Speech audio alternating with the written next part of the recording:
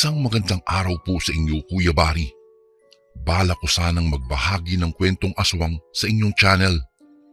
Siya nga po pala, bago ang lahat, tawagin niyo na lang po ako sa pangalang Mary.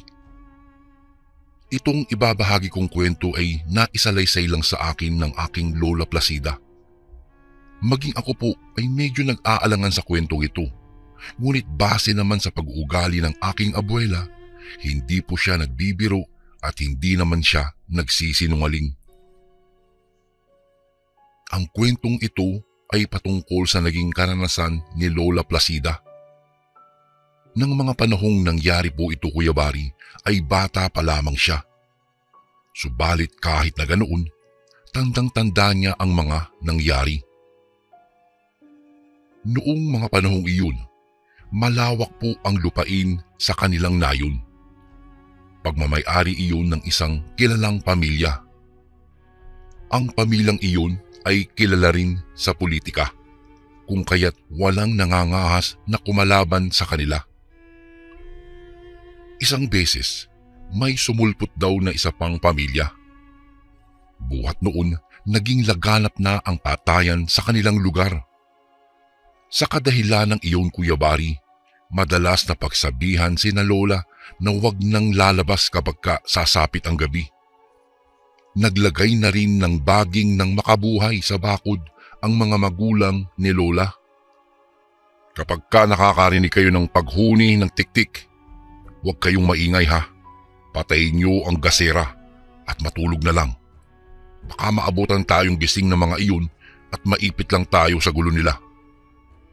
Balita ko kasi ang isang pamilya ay balak ng kalabanin sa eleksyon ang dating nakapwesto. Detanya ng ama ni Lola. Naku, hayaan mo na lang ang mga iyon. May pera sila at kapangyarihan, kaya magagawa nila ang kung anumang gustuhin nila. Sabi naman ng ina ni Lola. Kawawa nga ang mga hayop na nabibiktima.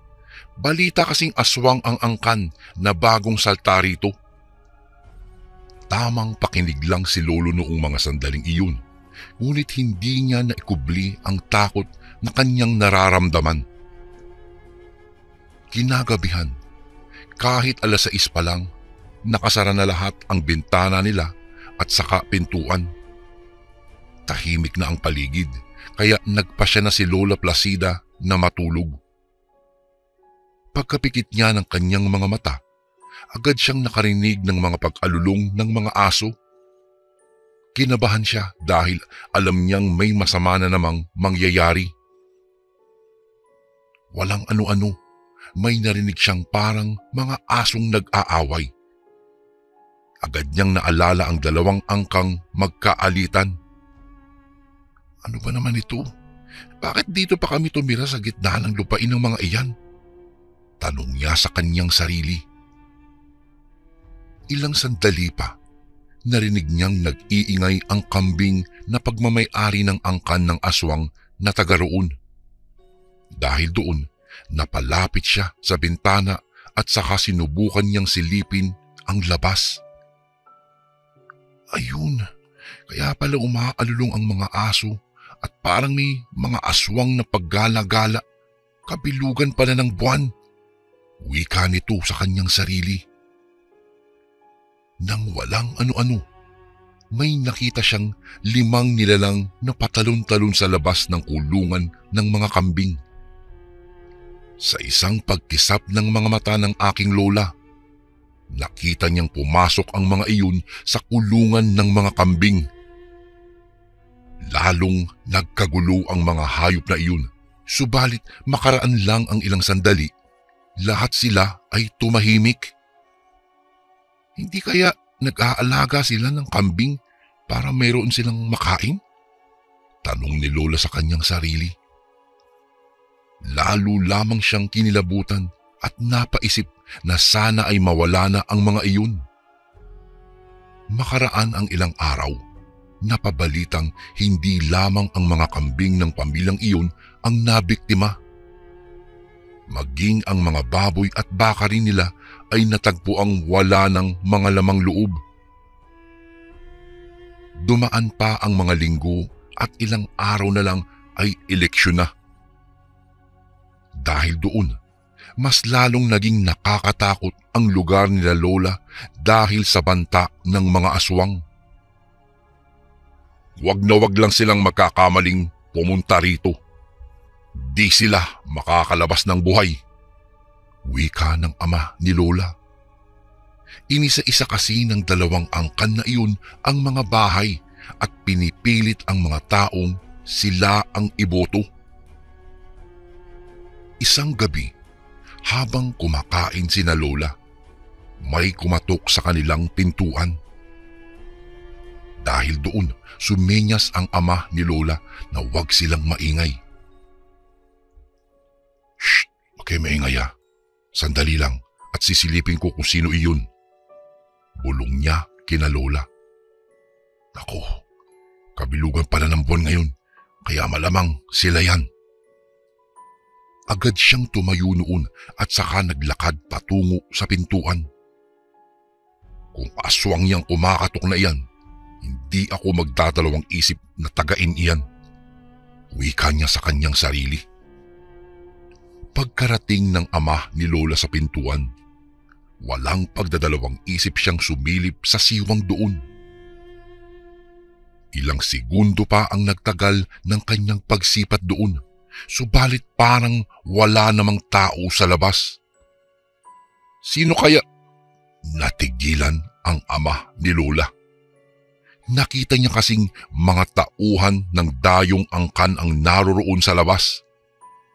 Hinihintay nilang lumabas siya upang harapin sila. Buksan mo ang pinto. Kung hindi mo kami kakausapin, babalik kami rito at sisiguraduhin naming lahat kayo ay mamamatay. Sigaw ng isa. Bago ko po ipagpatuloy ang kwentong ito ay may request sana ako sa iyo kasundo. Isang pindot lang ito kasundo sa subscribe button namin. Malaking tulong po ito sa amin kasundo upang mapagpatuloy pa namin ang mas marami pang magagandang kwento. Salamat sa pag-subscribe mo, bagong kasundo. Napakuyom ng kanyang kamay ang ama ni Lola. Agad siyang nakaramdam ng galit. Kaya kinuha niya ang kanyang itak at saka agad na binuksan ang pinto. Kayo na nga lang ang pumunta rito, ang tatapang niyo pa ha? Wika niya noong makalabas na siya. Nagpalinga-linga ang ama ni Lola at labis siyang nagtaka nang mawaring wala na ang mga iyon. Saan kaya nagpunta ang mga iyon? Ilang minuto pa siyang nanatili roon habang napapatingin sa paligid. Nang walang ano-ano, nakita niyang may isa pang lupon ng mga tao na paparating. Mukhang iyan na ang mga angkan ni Mayor. Hindi ba't sila rin ang mga umatake sa kanilang mga hayop? Hindi maganda ito.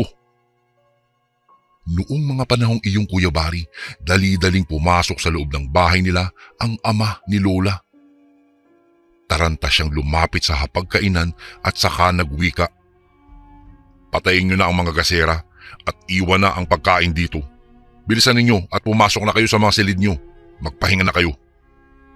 Napakunot noo si Lola. Bakit po itay? Tanong niya. Paparating na rito ang angkan ng mga aswang na dati nang nakatira dito. Malamang mamimilit din sila ng mga taong iboto ang manok nila, kagaya ng ginawa ng naunang pumunta rito. Tugon nito kay Lola. Sa kadahilan ng iyon Kuya Bari, pumasok sina Lola sa loob ng kanilang silid. Pagkapasok nila, labis silang nagtaka dahil may narinig silang mga ingay sa mismong labas ng bahay nila. Parang mga asong nag-aaway iyon. Naku, ano kaya yun? Tanong ni Lola sa kanyang sarili. Noong mga panahong iyon, amoy na amoy niya ang malansang samyo ng hangin.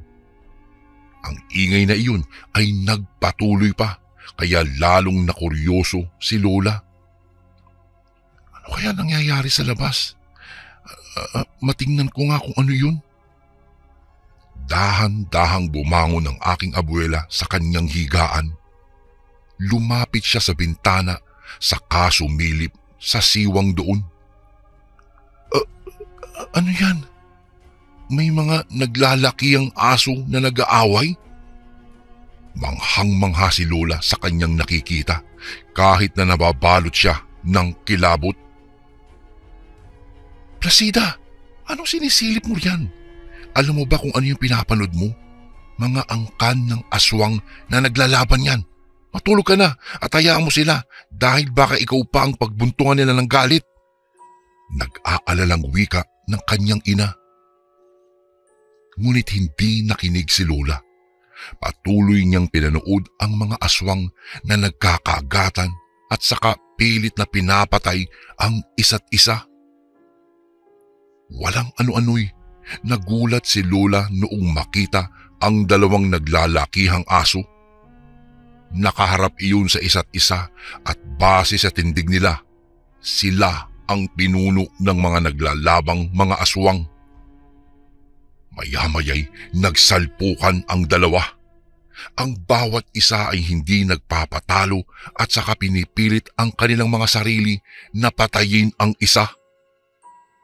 Dinig na dinig din ni Lola ang mga pag-angil ng mga ito. Ilang saglit pa, tumigil ang ilang mga aswang.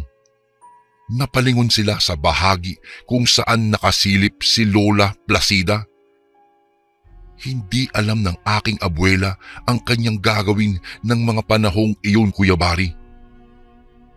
Alam niyang nakikita siya ng mga aswang, kaya dahan-dahan siyang napaatras. Diyos ko, ayaw ko pang mamatay. Tulungan niyo po ako. Sambit ni Lola. Noong mga ilang hakbang pa lang ang layo niya mula sa kung saan siya sumisilip, nakarinig siya ng malakas na pag-atungal. Animoy may mga aswang na labis na nasaktan. Sa kadahilan ng iyon, bumalik si Lola sa kanyang pwesto. Ano kaya ang nangyari? Pagkasilip niyang muli sa siwang, nakita niyang may iilang aswang nang nakahandusay sa lupa. Pinagkakagat iyon ng iba pang aswang. Ang dalawang pinuno naman ng bawat angkan ay patuloy pa rin naglalaban. Subalit agad din iyon natuldukan noong magawang kagatin ng isang aswang ang lalamunan noon. Napailing na lang ang aking abuela nang mapansing ang aswang na kinagat sa lalamunan ay nakadukot pala sa puso ng katunggali niya. Noong mga oras ding iyon, pareho silang natumba. Dahil doon, tumigil ang iba pang aswang. Ang bawat isa sa kanila ay tumakas at dinala ang mga katawan ng kani-kanilang mga kasamahan. Walang naiwan sa labas ng bahay ni Lola, maliban sa dugo at saka damong tila dinaanan ng ipo-ipo. Naku, sana umalis na ng tuluyan ng mga ito para maging tahimik na ang aming lugar. Sabi lang niya sa kanyang sarili. Kinaumagahan, kumalat ang balita tungkol sa nangyari. May iba rin kasing kanayo nila ang nakasaksi sa naganap. Dahil doon, hindi na nagawa pang ipagpatuloy ng dalawang angkan ang kanilang ambisyon sa politika. Sa kabilang dako naman, noong tumakbo ang ama ni Lola sa pagkakapitan ng sumunod na eleksyon, sa kabutihang palad ay nanalo po siya. Magmula noon, madalas nang rumoronda ang mga tanod sa baryo nila upang siguraduhing walang aswang na gumagawi roon at wala ring hayop na mabibiktima ng mga ganoong uri ng nilalang. Ito po ang kahindik-hindik na kasaysayan na naikwento sa akin ng aking lola.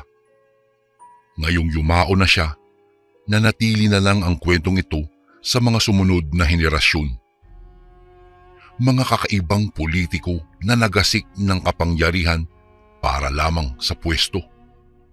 Mga halang ang mga sikmurang nilalang na nagmula sa angkan ng mga aswang. Hanggang dito na lang po ang aking kwento, Kuya Bari. At sana'y nagustuhan niyo po, mga kasundo. More power po sa inyong channel. God bless po sa inyo, Kuya Bari, at sana po'y tumagal pa ang inyong channel. Lubos na gumagalang, Mary. And again, maraming salamat po mga kasundo. Don't forget to subscribe and i-click nyo lang po yung bell na button para updated po kayo sa mga upcoming videos namin na paparating. Maraming salamat po ulit. God bless and ingat po lagi dyan. Ito po si Kuya Bari at ako ang sundo.